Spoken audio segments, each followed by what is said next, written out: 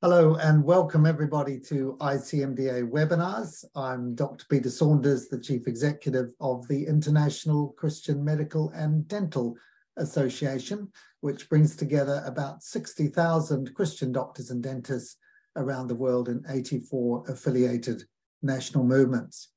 And this is a very exciting time for us because we're just on the eve of our World Congress in Arusha, Tanzania, which starts in less than 10 days time.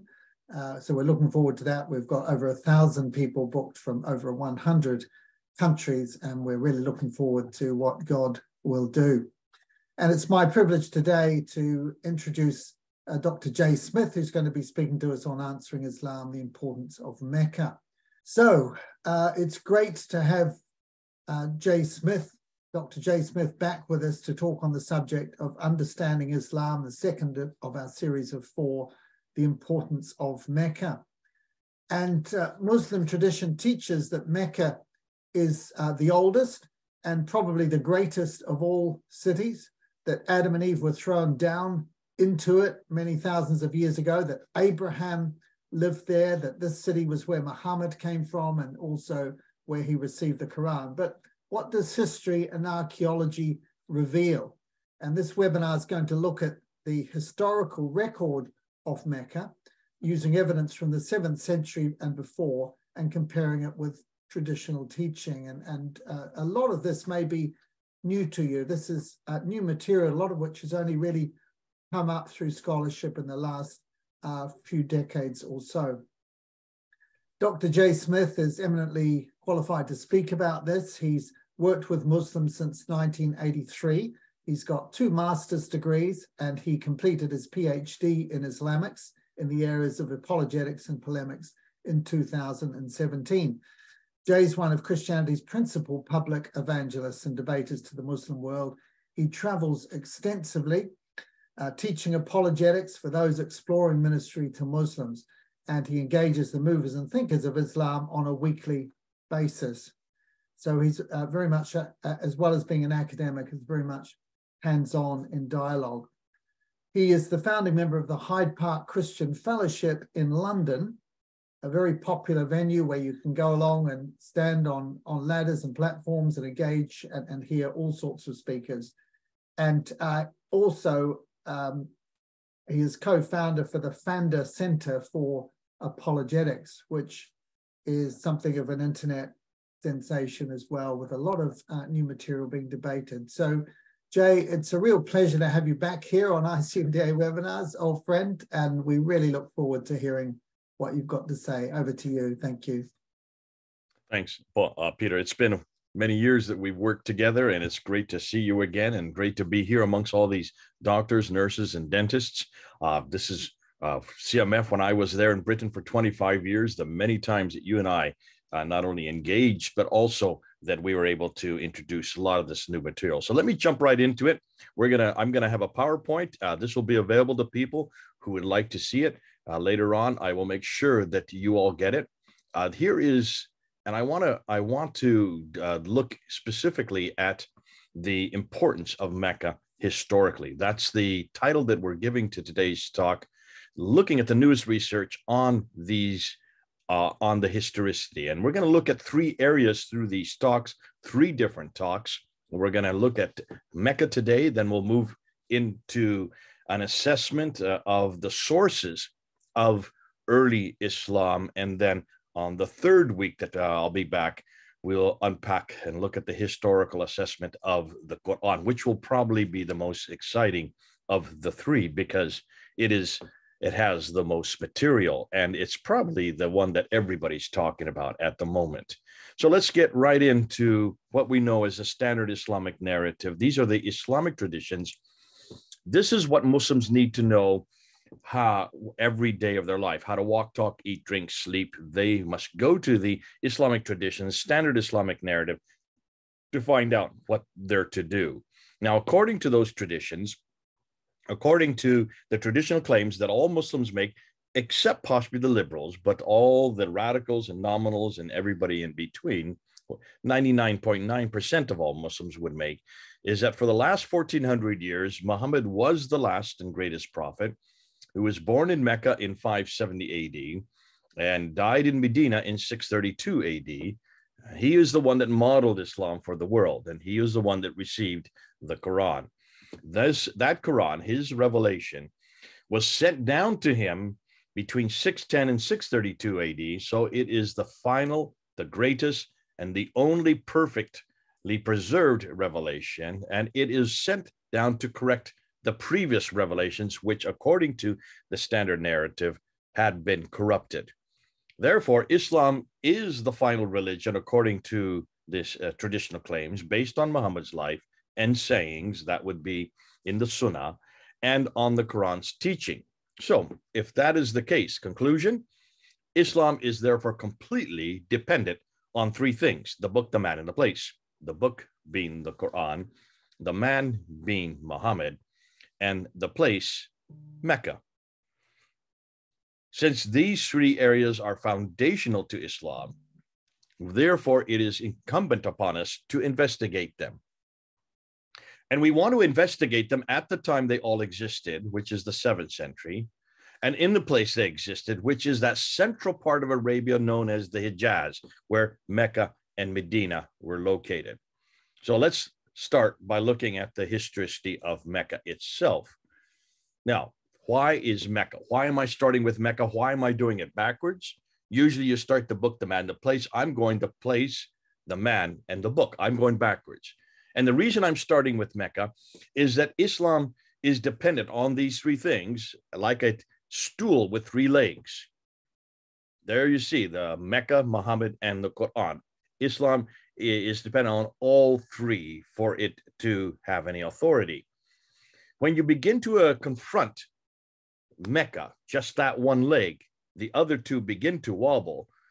But once you destroy that place, you then destroy the other two as well, because you take away one leg, the whole edifice falls down. So let's begin by looking at the world in the 7th century. And when you look in the 7th century, this is the map that the standard Islamic narrative gives us. This is not my map. This is the map that Islam gives us. And they would say that Muhammad's empire included that brown area that I'm pointing to right there. So that would include Mecca and Medina. Do you see the two cities there? He died in 632, according to the narrative. And then once he died, Abu Bakr, Umar, Uthman, and Ali took over. And that would be known as the Rashidun period. So you have Abu Bakr from 632 to 634, Umar from 634 to 644, Uthman from 644 to 656, and then Ali from 656 to 661. That's how Islam expanded into the orange area, which I'm pointing to right now. When Ali was killed at the Battle of Siffin in 661, Muawiyah takes over, and that begins the Umayyad Caliphate. That then moved into what we know as the purple area. See the purple area. So by the time the Umayyads come to power in 661 up until 749 or 750, as I have on the map, that purple area, by 750, when the Abbasids come to power, all that area that you see in brown, orange, and purple were under Islam's control. That includes from Andalusia all the way to Afghanistan, from Turkey all the way down to Yemen today. Those are the countries today. But I'm interested in the brown area, and bits of the orange area. That's all that I'm interested in today's talk. So let's unpack and see what we can find. Looking at a historical assessment of Mecca. Now, why Mecca? It's where everything in Islam has happened, as Peter said. Therefore, the book and the man are absolutely dependent on Mecca. If it did not exist, then neither did the other two. Oh, there may have been other Muhammads or there may have been other Qurans, but not in Mecca, not the one from Mecca. Okay, I hope you understand that. Once you confront Mecca in the 7th century, then you also confront Muhammad and the Quran in the 7th century historically, at least the Muhammad and the Quran of Islam, the ones we have today. So what do they claim about this place? Well, according to Surah, and that's the chapter 7, verse 24, Mecca is where Adam and Eve were thrown down to from the Garden of Eden. Yeah. And then according to chapter 21, verse 51 to 71 in the Quran, Abraham lived there and destroyed the idols. Mecca, according to the trade route theory and that which we get out of the standard narrative, was a center of trade, north, south, east, and west. So it should be one of the best known and best documented places on history.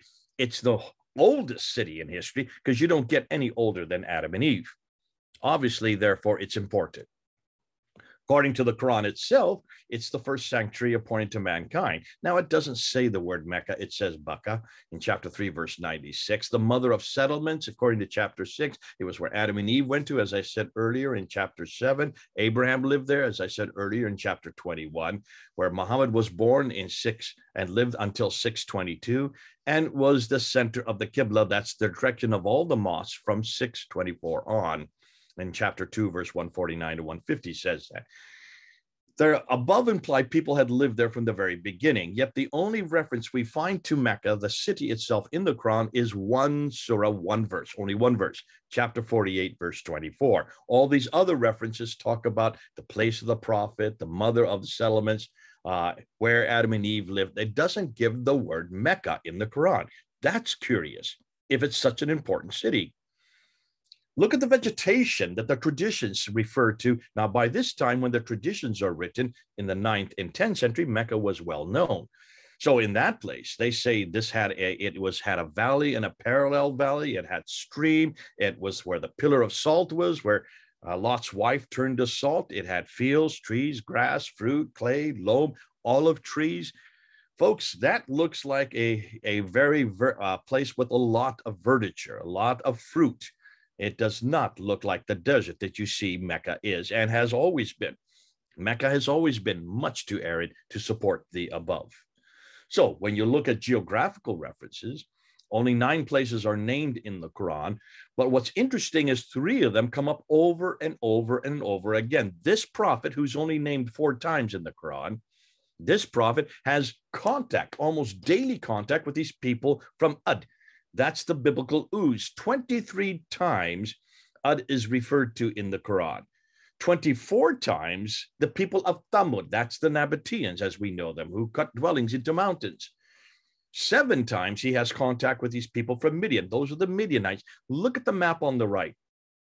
Look where Ad is, look where the Thamud is, and look where Midian. That's 600 miles further north than Mecca. So how could this prophet, if he's living in Mecca, how could he have daily contact with people that are 600 miles further north, unless, of course, he had an airplane or a helicopter, which I don't think existed in the 7th century.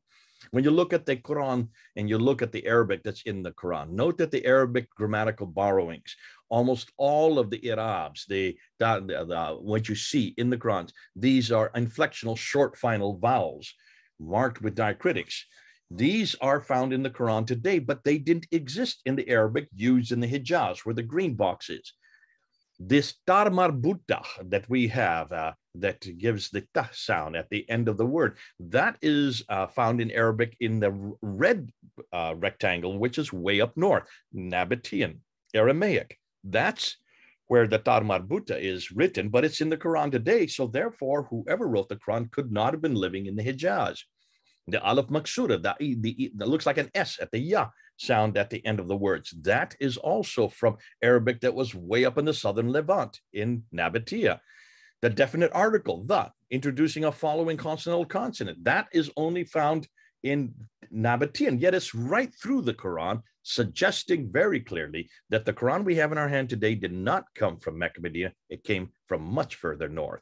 Sabbaic Arabic is what they would have used in the Mecca and Medina. Now, the Sabbaic Arabic comes from Yemen, and it existed since 600 BC. It does not have the Tar Marbuta or the Alif Maksura or the definite article. Therefore, the Quranic Arabic, which is made up of Nabatean Aramaic, existed 600 miles further north, while the 7th century Arabic of Mecca in the Hijaz, known as Sabbaic, would have accommodated the text of the Quran had it been used eradicating the Qira'at problems, which we're going to talk about in 3 weeks. Just keep that under your hat for now, because I don't want to get into it. When you look at the prophets, according to the traditions, according to Islamic narrative, look at all the prophets that were buried in Mecca. When you die, you are buried within 24 hours. Adam and Eve, Seth, Ishmael, Noah, Hud, Saleh, Queen of Sheba, Daniel, almost 300 other prophets, all lived or died and were buried. Almost all of them, according to traditions, kneeling in a praying position so that their bodies would not deteriorate. That means they should be there today. Yet when you look at all the buildings being built around the Kaaba today, that's the fourth highest building in the world, that clock tower you're looking at. Look at all the 62 large skyscrapers they're now building there. You build skyscrapers and building that high, you have to dig deep into the ground. So what have they found with all these diggings? They should find these bodies. They have not found one body. If the above were true, this would mean that almost all of the Bible would have to be rewritten and all of the stories be redirected 600 to 1,000 miles further south. Yet there is so much evidence for biblical narrative historically, yet almost nothing for Islam's. The first reference we find for the name Mecca is not till 741 on the Apocalypse of Pseudo-Methodius Continuato Byzantia Arabica. Folks, that's over 100 years after Muhammad supposedly died. Can you see a problem, folks? The earliest map that we have with Mecca on it is not till the 10th century, not till 900 AD. Speaking of maps, let's take a look at Ptolemy's maps from the 2nd century. These are a series of Ptolemy's maps that were recreated later on by Europeans, Leinhard Holy, taking what Ptolemy said in his geography of Arabia. Remember, he didn't have a map himself. He just would list different cities and places, mountains and rivers. And this is the map that Leonhard Holle put together in 1482. Notice Mecca is not there. Here's another map put together by Laurent Fries in 1541. Notice Mecca's not there as well. Here's another map put together by Sebastian Münster in 1571. Again, Mecca is missing on all these maps. This is a 7th century redacted map that was made recently. And notice Mecca's not on that map because Ptolemy never knew it existed. He never had it listed anywhere in the 2nd century. Another one from the 7th century. Notice Mecca is nowhere to be found. Why, therefore, is it not to be found? Well, let's look at the Qiblas. The Qiblas, this is Dan Gibson did all this material from 1987 up to 2005, and he went to over 100 mosques looking for their Qibla wall. That's the direction of prayer. According to chapter 2 of the Quran, all the Qibla was redirected down to Mecca, although it doesn't give the word Mecca. It just says the Masjid al-Haram, which means the forbidden place of bowing. And it was at that time, about 621, that all the mosques were therefore facing Mecca. Hold on a minute. Every mosque that he was able to find from the 7th century, look at Medina, Guangzhou in China, Sherman in India, Jamia Hamal in Syria, in Egypt, in Israel, in Jordan, in Yemen, all of these mosques from hundreds of miles, thousands of miles away are all facing Petra in Jordan. Not one mosque is facing Mecca in the 7th century.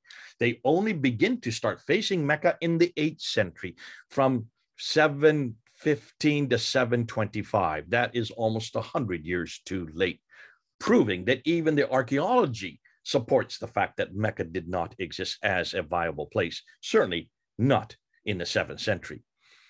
When we look at the trade route theory, the Montgomery Walk, put together in the last century to support why Mecca was important. He said, when you look at the trade in the ancient world, it all came from mostly China and India, couldn't go across the Hindu Kush or the Himalayas. So it came across from the western coast of India, across the Arabian Sea, up through the Persian Gulf, just follow the red arrows, up to what is today Basra, went across what is today Iraq, and over into Syria, into Lebanon, into Israel, what is today Lebanon, into Israel, over into the Mediterranean world. That's where the trade route went until the 5th century. In the 5th century, then the Sassanians, who are the Persians, started battling with the Byzantines, who are the Christians. The Sassanians would be Zoroastrian, and their battles that were happening for 200 years, from the 5th, 6th, and 7th century, shut down that trade. No longer could the trade go that route. So it had to be redirected. Montgomery Watt said this is what happened.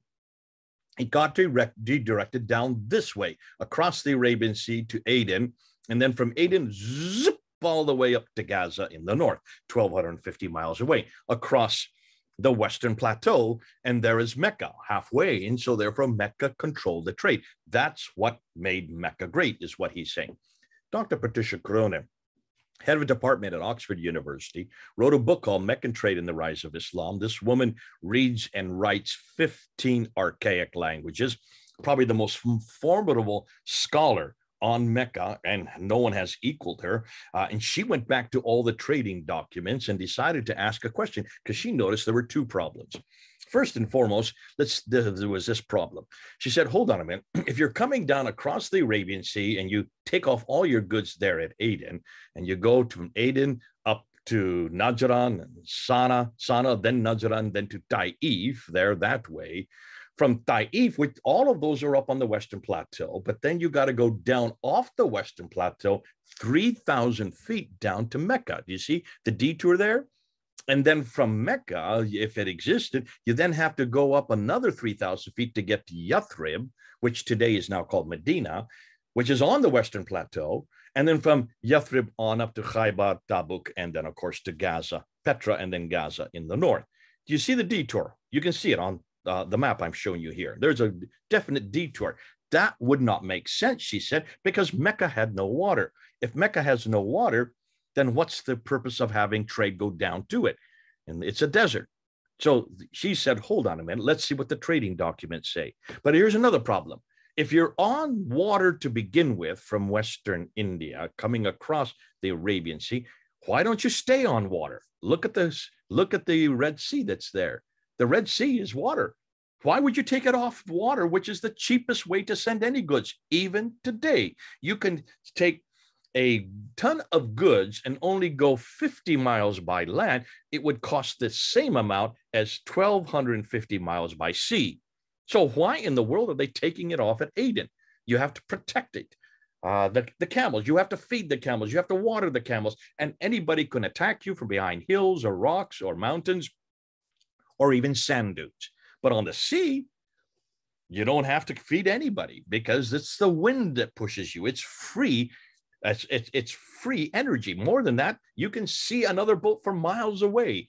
That's why everything is done by sea. And she went back to the trading documents, and this is what she found. It did not go through Arabia at all. It went this route, came across the Arabian Sea. Yes, it probably did stop at Aden to get goods and also get on water, but then went right up the Red Sea down to Agilis. Agilis is in Eritrea today. That is Eritrea today. And then from Agilis, and Agilis is found in all of the trading documents, they control the trade. And from there went up the Red Sea, up to Petra, and then from Petra to Gaza, and then from Gaza right out over the Mediterranean Sea. So that was the trade route she found. She got a death threat for finding this material in 1987, had to leave Oxford and go to Cambridge University, where I met her. And then she helped me with my first debate in 1995 on this material. So I've known this for over 25 years. This is nothing new, folks. But she made one mistake. She didn't go far enough. Something new about the Red Sea. She didn't really do enough study on the Red Sea, because why did they stop in Agilis? Possibly, why couldn't they have gone to the right side of the Red Sea and got up to what is Jeddah today, and also which would have fed Mecca? Why could not that? So we decided to do some research on my team, and we looked at this topographical map from space, looking down onto the Red Sea. There you can see Yanbu, which was the town that fed Yathrib. And today, Jeddah, which is there today, is where you get all the provisions for Mecca, because Mecca is a desert. It has no water. It has no verdure. That's why you needed to have Jeddah. So everybody comes back to me and says, that's what was how Mecca existed. Here's a problem. Take a look at that dark channel right in the middle of the Red Sea. Let me put it in, I'll put a red mark over top of it. There's the red channel there. That's where large ships go. It's deep. Our large super tankers go there today, but they didn't have super tankers in the 7th century. They would have used small boats that had sails. And so they would go on these channels. See those channels there? That's the channels that the small boats took. Notice where they're sitting. They're on the western side of the Red Sea. They're on the African coast. Unlike the Eastern Arabian show, the eastern side, which was arid with no fresh water and thus few people, the West African shore had plenty of fresh water and had larger populations. What's more, the West Coast had easily accessible ports, and we know their names. Folks, take a look at the ports. When you look at the ports on the West Coast of the Red Sea in Africa, there are three: Assab, which is in Eritrea today; Agilis, which is in Eritrea today. When you also have Suakin, which is in Sudan, and then you have Berenice, which is in Egypt, followed by Safaga in Egypt. Those are the five major ports along the Red Sea. They're all on the west, they're all on the African coast. Their dates, look at the dates: 246 BC, 79 AD, 170 AD, 275 BC, 282 BC. These all predate Islam. And notice they are all equidistant. They are all 5 days boat ride apart, so that the boat could go in every day and stay overnight, get its food, get its provisions to go to the next port. That's why you have them equal distance apart. Now, on the Red Sea, Eastern Arabian coast, only Yanbu is known historically. We only have reference to Yanbu as Yathrib's port city. What about Jeddah as a port for Mecca, which would have been used today? Dr. Gerald Hawting has written about Jeddah, and he says that there is no history of Jeddah or Mecca until the 8th century. It did not exist until the 8th century, over 100 years after Muhammad. Why? For one very simple reason: neither had water, nor a population large enough to accommodate early trade. Let's get rid of those two then, because historically, those two did not exist in the 7th century. Without Mecca, what then happens to 7th century Islam? Well, it pretty well eradicates any notion that there could have been any activity, any trade, or anyone in those cities that early. Let me just give you and show you a map, a topographical map to really underline this. There is Aden, here you have Sana'a, there you have Najran, there you have Taif, now you have Yathrib, from there you have Tabuk, and then we have Petra, and then Gaza. That is where the trade went. It was a local trade, according to Patricia Corona. It only had mostly leather and some incense. That's about it, is all they traded. You don't make an empire on leather. What's interesting is notice where they're going. They're all along the Western Plateau. So where is Mecca? Well, looking at a topographical map, look where Mecca is. It's down off the plateau 3,000 feet. To get a better example, look at this one here. Let's look at a topographical map using line drawings to show you even more exact. So there you have Aden and Sana'a in what is Yemen. Then we get into Najran and Taif and Yathrib. There you have Tabuk, there you have Petra, and there you have Gaza. So where's Mecca? Bingo, 3,000 feet down, way off the plateau, not on the trade route, shutting down any notion that Mecca was important because of trade. And that completely makes Montgomery Watt's trade route theory completely defect. Well, what about the civilizations who are surrounding Mecca? Would they have heard of this place? So let's go and ask that question. Was Mecca known? If Mecca was the oldest city in the history of mankind, then someone somewhere in the areas surrounding it should have heard of it, right? So what about those empires which were in that area? And this is material that Dr. Patricia Corona has researched and has written up on her Meccan trade and the rise of Islam. She asked whether she could find any documentation on Mecca in Saba. Not a thing, nor in Himyar, nor in Eastern Arabia. She couldn't find anything in Western Arabia. What about the patriarchs? Nothing at all written about Mecca, or the Himyarites. The Assyrians knew nothing about Mecca, neither did the Babylonians. Central Western Arabians didn't know about it. The Persian Empire didn't know about this place. The Roman Empire didn't know about this place. Not even Northeastern Africans knew about this place. Folks, take a look at that map. What do you notice? Everyone who was close to Mecca, who are surrounding Mecca from before the 7th century, these are all prior to the 7th century, never heard of this city. That right there underlines exactly what we're talking about. You're going to have to, and Muslims are going to have to somehow come up with some type of response to this. Not one of them had heard of Mecca.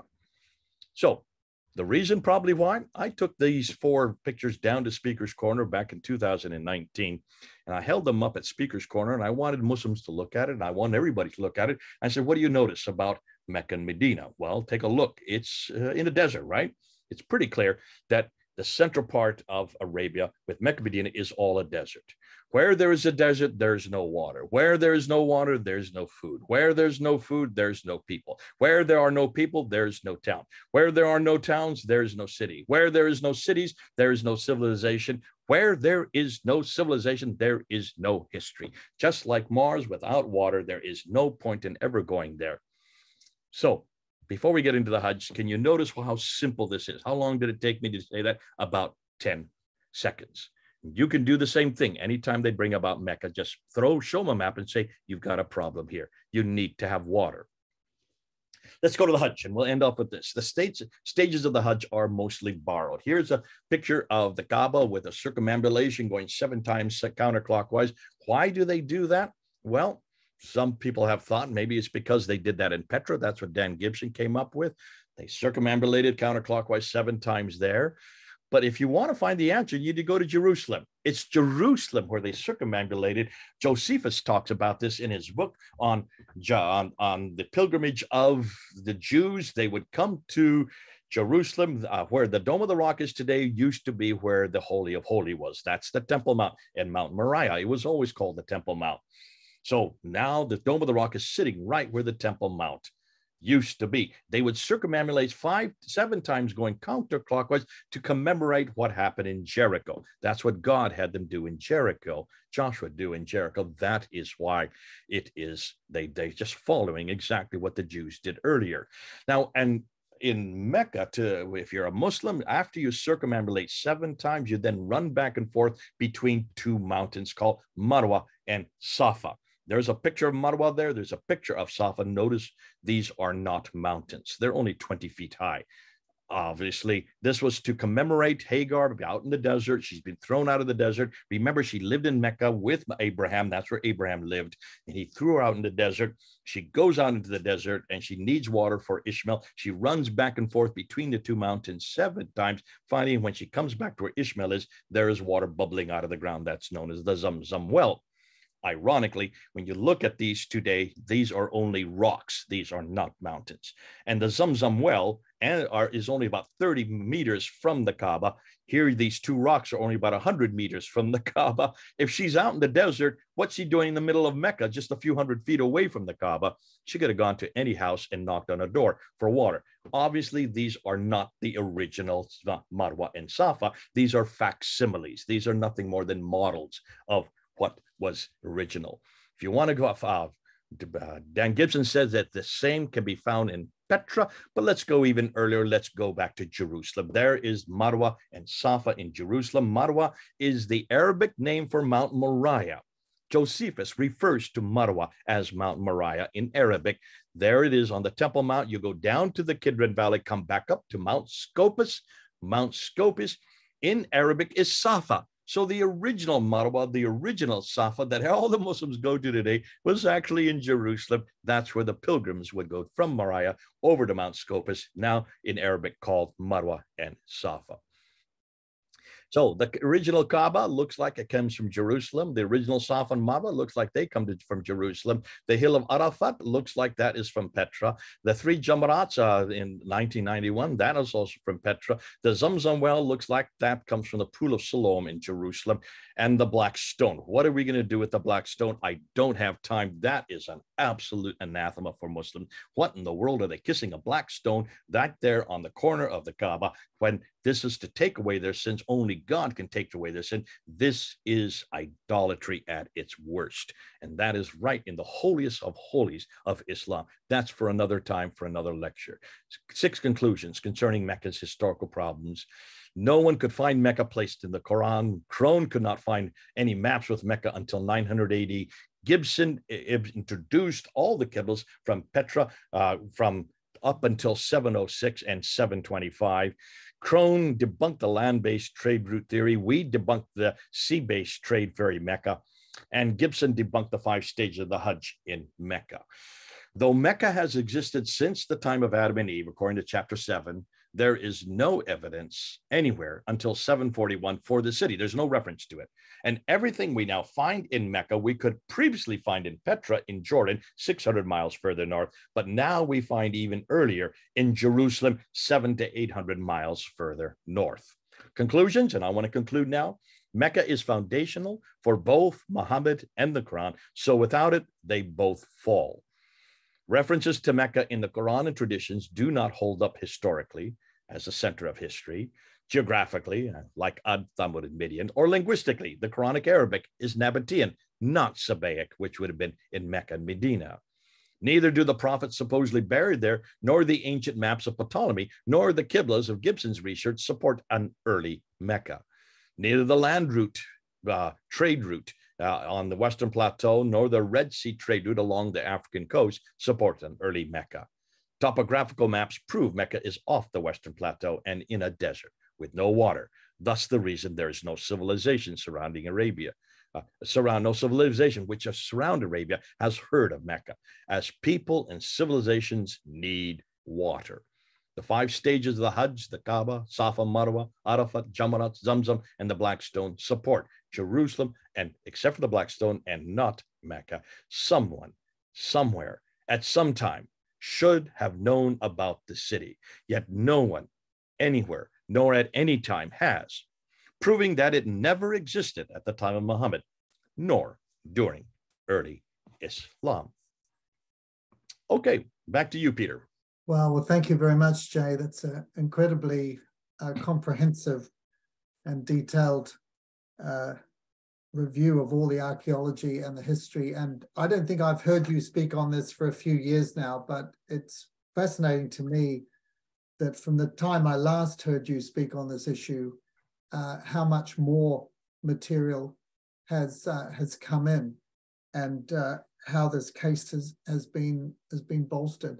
I guess the obvious first question, and it's getting back to the key question, I guess, is that if Mecca isn't backed up as a real city before or up to the 7th century, either in history or archaeology, then how did it rise to such a status, and who was behind that? Because, as you've argued, it's right at the heart of Islam. And in fact, there's no doubt that we do find, as you say, from the beginning of the Abbasid period in the mid-8th century, the 740s and 50s, we do find mosques starting to point to Mecca, and pretty consistently to Mecca, as they all do today. So how did Mecca rise to such a status, and who do you think was behind it? What's the evidence from history? Boy, I wish I had an hour to answer this question, because this is the million-dollar question that brings it all together. Let me see if I can do it in 5 minutes. In order to understand the importance of Mecca, you need to look and see what's happening on the ground historically, which is all documented. And what we do know is that the Umayyads come into power in 661, as we're going to find next week.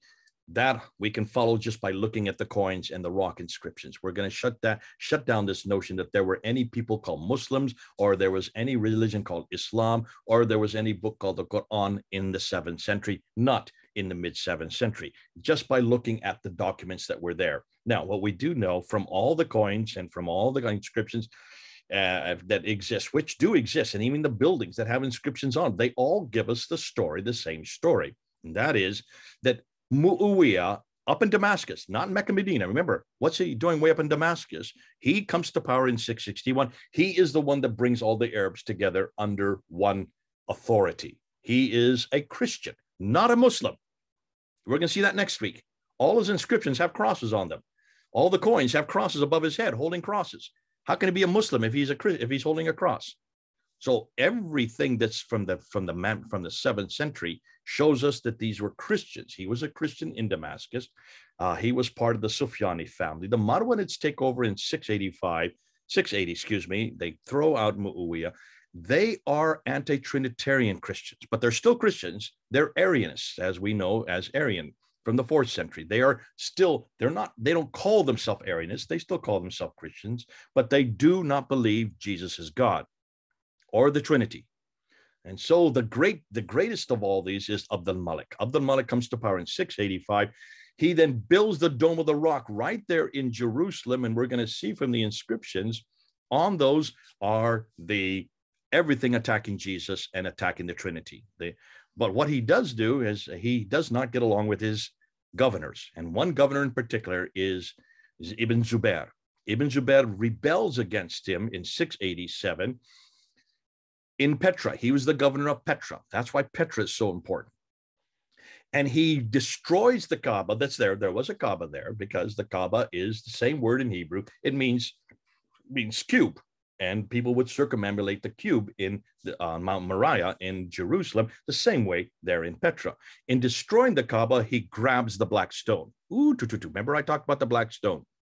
And he takes it down south. He stays in Petra to confront Al-Hajjaj, who is sent by Abd al-Malik to shut down this rebellion. And he sends his women and children down to the south, down to his home place, which is what then later became Mecca. Here's the thing. When you take the black stone away, you take away God's presence. So where do you think the pilgrims went to? They no longer went to Petra because the black stone was no longer there. They followed the black stone down south. That's why Mecca had to be chosen. But who chose it? It was the later Umayyads who then were now vying who's going to be in power, because you had in Baghdad the Abbasids who are now coming back into strength, and the Umayyads who are weakening in strength in the 8th century, and their headquarters is in Petra. That's where their sanctuary is. The Abbasids, they need a sanctuary, and of course they get in touch with Ibn Zubair and his descendant, and of course where the black stone is, they then have an alliance with Ibn Zubair's henchmen, and that's why they choose Mecca. Mecca gets chosen because the black stone is there. We're going to show you an inscription next week that points to exactly when the Masjid al-Haram was created, and it's the inscription that's in Saudi Arabia today, and we've only just discovered it. I put it up on YouTube 2 weeks ago. Rocks Never Lie. 136,000 people have watched that video. It's only 11 minutes long. Go up on Pfander Films. That is going viral because of this inscription, because it shows that that Masjid al-Haram, which is the Kaaba today, that was built in 697. That fits perfectly with this scenario. So trying to get that, I'm leaving out lots of material because I'm trying to get it done in 5 minutes. But just to be clear, what you're suggesting is that what we know as the early Islamic tradition in the 7th century was actually written, are you suggesting it was written retrospectively by the Abbasids because they moved the center of Islam from Petra down to Mecca and therefore had to create a story around that? That's coming next week. Yeah. That's all coming to next week, and I'll show you a graph that follows exactly what you just said. Everything we know about Mecca, Muhammad, Quran, Islam, Muslim, all comes from the Abbasids. The Islam of today is an Abbasid invention, then redacted back to the 7th century, and that's where they made all their mistakes. There's too much from the 7th century that shuts that down, and we'll get into that next week. Now, I guess a lot of people watching this webinar will be saying, look, I've never heard any of this stuff before. And if you're saying this is what scholarship is teaching, then to what extent has it filtered down? I think of my own kids, Jay, when they went to a secondary school in a sunny, leafy southeast English city about a decade or two ago. And I remember them coming home with their workbooks and their maps, and all of these showed Montgomery Watt's trade routes.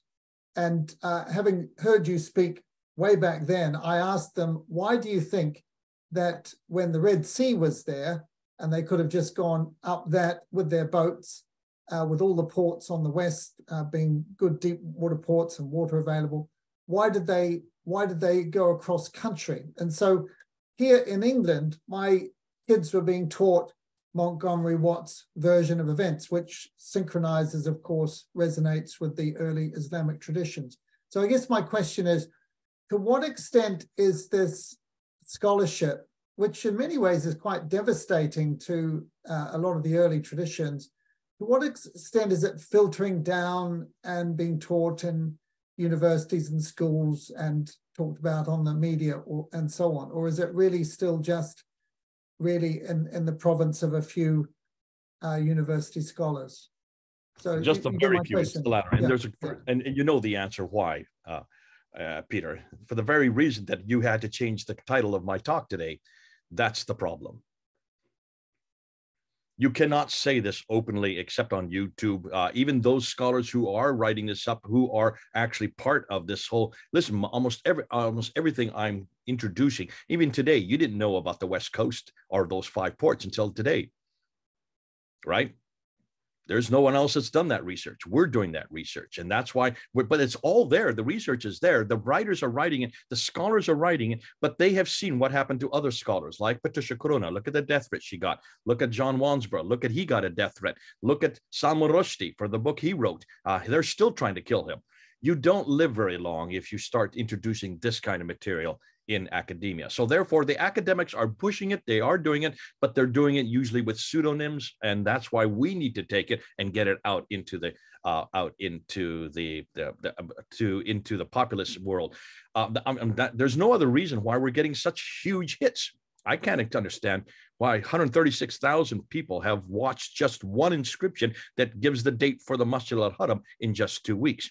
That inscription's been there for decades. I knew about this back in 2010. I just didn't know the word. I didn't know how. I didn't bother to look at it more carefully, the Arabic. Now, can you see, this is just gonna make a life of its own. Now, let me just say this. Be careful how you use this material. This is not hate speech. Nothing I've said today is hate speech. This is not Islamophobia. This is much more neutral. And that's why historical critical questions like we're asking here, anybody can use, anybody, including Muslims and atheists and humanists. They love this material, but this really should be our material, Peter, because as Christians, we are the ones who've already had these very same questions thrown against the Bible, against Jesus Christ, against the historicity of the crucifixion and the resurrection. These have been thrown against us for 200 years, and we have answered every one of them using redacted criticism, source criticism, form criticism, historical criticism, textual criticisms. We didn't invent them, but it was using it on the Bible and Jesus that they were matured.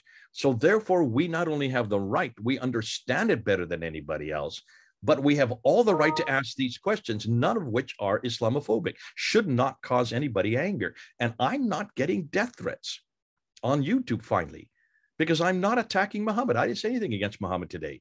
I'm not attacking Islam. I didn't say anything against Islam today.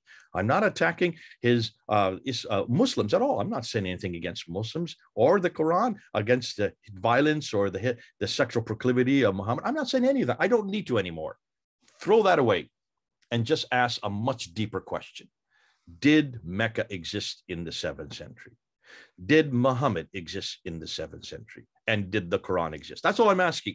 That is so neutral and really takes the onus off my shoulders, which means anybody can use it. Can I just pick up that question about the origins of Christianity? Because we're in, well, I'm in Europe today. You certainly spend a lot of your life here. You'll know that in Europe, we are living in largely a post-Christian society, and some of that is due to the influence of the theory of evolution, some of it's due to the Enlightenment, but also another big contributor to the loss of Christian faith in this continent was the criticism of the New Testament documents in the 19th century. And a lot of people came to the conclusion that Christianity didn't really have a historical and an archaeological base. And now, as you've said, scholarship has turned that around over the last 150 years. Do you think it's possible that this criticism of Islam might also be turned around in the same way by subsequent scholarship, or is it looking at a different kind of problem than the one Christianity has? No, I would agree with you absolutely, Peter. Back in the 1800s, when this was first coming out in Germany and the University of Tübingen, Wellhausen and others, scholars who are asking brilliant questions. Can we look at the first 5 books of Moses and say that they came from one author? The JEDP documentary hypothesis. So that can we know if Abraham ever existed? These, along with Darwinism, completely eradicated the authenticity for Christianities that melted down through the universities into the seminaries, from the seminaries down to the pews, so that by 1905 it decimated the church in Europe, and the church has never recovered in Europe, as you well know. Since 1905, we've found answers to every one of these questions. That's why we're so good at this, and that's why, in some ways, this really should be Christians who are using it, because we've now been able to find, well, look at the New Testament documentation, the enormous amount of manuscript evidence for the New Testament. 10,000 Latin Vulgates. We've now found 8,600 Greek manuscripts. We found another 9,000 from other manuscripts from other languages, making up 24,000 manuscripts of just the New Testament alone. Well, many of them are from the 4th century on, but even the manuscript evidence, just the historicity of who Jesus was, what he said, where he did. Look at the geographical locations, 105 geographical locations in just the book, the 4 Gospels and the book of Acts, proving that we've got the right man at the right place, doing the right thing at the right time, written by people that actually knew him, or those that got it from those who knew him. As we're going to see next week, Islam has nothing along this level. Now, so that's why, in some way, we have come back, and we are now able to say categorically, we know who Jesus was. We know what he did. We know what he said. We know where he died. We know where he rose again. These are the things that, and that's all you need to say, because once you say those 5 things, pretty much you've got the gospel well documented and solidified historically. And that's all we're asking. If we can solidify our Lord Jesus Christ and what he did and said, why cannot Islam do the same? Or don't just stop at Islam. The Mormons have to do this. The Hindus have to do this with the Bhagavad Gita, the Vedas, the Upanishads. Anybody, any religious any religion that makes historical claims has to pass the historical test. We're asking this of Islam, but everything that I'm asking has already been done to the Bible. And that's why it makes it so easy for me. Now, this raises another question, which Alex is asking from a North African Islamic context. And he's saying, thanks for your presentation, Jay. His question is, have you discussed this with Muslim scholars, and what's their take on it? And what's the best way to discuss this with Muslims? Well, we appreciate that in some contexts it might be very difficult to discuss this with Muslims, but tell us a bit about Muslim scholars and how they're reacting to this material. Yeah, now this material, no Muslim will debate me on. I love to do debates, as you well know, Peter. I've done over 100 debates with Muslim scholars, mostly on the Qur'an, because the Qur'an they will debate. And I'm going to be, I can't say where I'm going to be. I'll be in a few months. I'll be in parts of Africa, in Nigeria. Well, I can say that. And also in South Africa, where I'll be doing debates for the first time on Mecca and on Muhammad. Because so far here in the West, they will not debate it. You can see why. How would you debate what I've just presented today? How would a Muslim debate that? Because in order to debate it, they're going to have to come up with 7th century evidence. Everything I'm using is from the 7th century or earlier, and parts, a little bit of the 8th century. I don't care about the 9th and 10th century. I've dismissed the 9th and 10th century, but every Muslim is going to have to come back. That's the problem. You cannot, and that's why this is really a Western discussion. This is not a discussion you should have in North Africa. This is not a discussion you should have in any Muslim majority country. Just stay away from this. Let us do that. This is our job. And that's what I'm talking about is Europeans, Americans, those of us who have the freedom in the West to still have these kind of debates. Now, as far as historical, what has happened, I mean, let me just give you an example of one debate I had in 2014, which you remember, Peter, with Dr. Shabir Ali on the 6 major manuscripts, on which I'm going to introduce in 3 weeks. That one debate, I know of at least 200 people that have come to the Lord because of that one debate. I just met a man just on Monday. What is today? Thursday? 3 days ago. He's all over the internet. His name is Adam Seeker. I won't say what country he's from, but he grew up as a Salafi Muslim, is a Hafiz. He memorized the entire Quran by heart. He watched that debate in 2018, left Islam after that debate, became a Christian, is now one of our best debaters. He is amazing. He reads and writes Punjabi, Urdu, Hindi, English, and Arabic, all 5 languages, has the entire Quran memorized in his head, and he's now using this material. He has baptized 100 Muslims in just the last year, all using that debate, just one debate. So that's how you can use it. You can use it in debate form, or you can just send people to the debate. Now, the Quran is much easier than any other because it is in our hand today. You will see that when I talk and unpack it. It is much easier to use than, say, Mecca or Muhammad, because Mecca, we can't go back to the 7th century, but we can with the Quran. That's why it's beautiful, and that's why it's amazing, and that's why it's so easy to use, especially for those of you who are doctors or nurses. You're going into Muslim countries. You're going with an awful lot of clout, and you have an enormous amount of authority that the rest of us do not have. So you can bring these up into conversations, or just have them go and look at the debates that we're doing for them on YouTube. Now, every Christian listening to this, and we're almost out of time now, but I just wanted to ask you this. Every Christian listening to this will be reflecting on their own journey. And many of us weren't brought up in Christian homes. We came from another faith background, or from an atheist background, or whatever.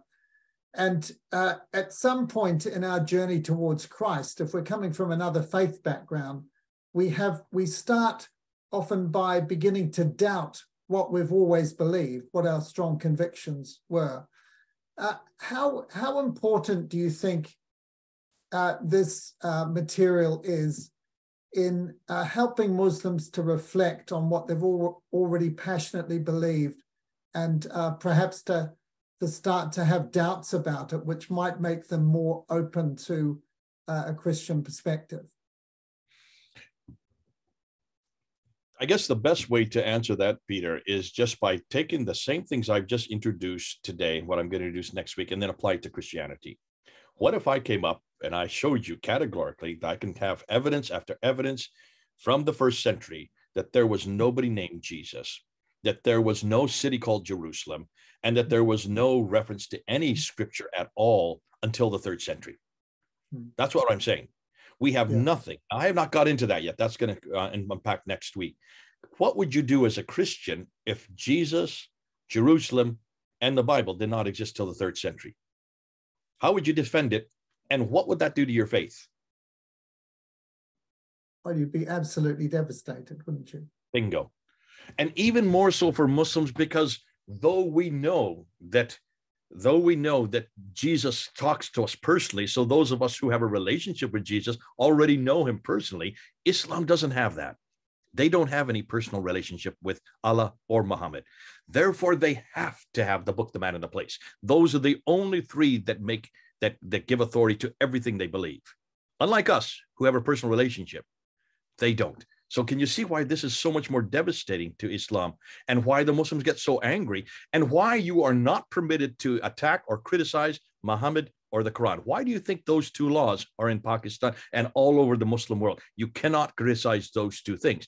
Obviously, because those two things are absolutely sacrosanct for Muslims, because they know that if those two get criticized, Islam falls. Well, thank you very much, Jay. We have sadly run out of time. Let me just remind you too that this is the second of a series of 4 talks that Jay is giving. So the first one was on the hermeneutical key a few weeks ago. If you missed that, it's on our website. And let me encourage you to go and listen to that talk, because it gets right to the heart of that very issue that Jay has just mentioned, that the relationship being at the very heart of Christianity as opposed to Islam, and the idea of God walking among us in the book of Genesis and the Garden of Eden. So go back and listen to the hermeneutical key. And then we've got 2 more talks coming up in the same series of Understanding Islam. The next one is on the Prophet Muhammad, which will be next week, the 15th of June, same time, same place. And then the one after that is 2 weeks later, when we look at the Quran and the manuscript evidence for it. So it remains to me again, Jay, to say thanks very much. And thank you to all of you for coming along. And we look forward to seeing you again soon on ICMDA webinars. May the Lord bless you.